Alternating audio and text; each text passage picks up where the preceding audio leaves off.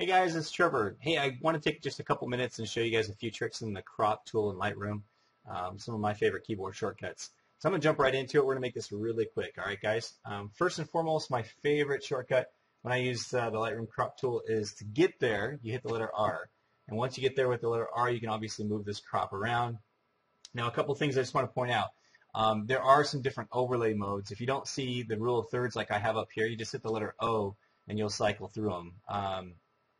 We got the diagonal ratio and triangle ratio, and you got what is this one? We got the golden. Is it the golden ratio? I believe it is. Anyhow, you got these different ones. The most common is the rule of thirds, which I like to keep it on.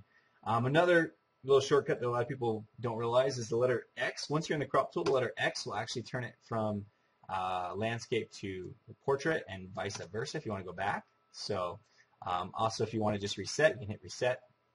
Now, when I opened this up, it was kind of tilted to the side a little bit. An easy fix is to hold down the control key or command key, and you'll get this straighten tool. You see that little straighten tool right there? And you can just drag right up alongside like a building edge or on a table or horizon if you're shooting along the ocean, for example, and your horizon's a little bit crooked. Some people will try to take it and just kind of drag and make that just perfect. I find with that straighten tool, you can just drag it right along and nail it on your first shot. So as an example, here's another shot here. I'm going to hit the letter R, open up crop tool, hold down control, drag along my horizon, and boom, I'm ready to go.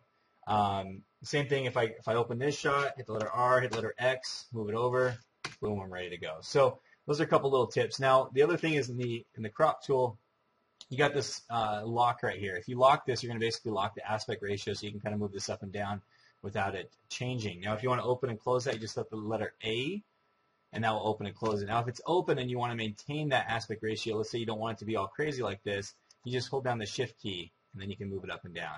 So there's a couple little shortcuts and little tricks in the crop tool. There's one more that sometimes people ask about, and that's this constraint to warp. Honestly, it doesn't matter if it's checked or not checked unless you are doing some weird, crazy things in the lens correction.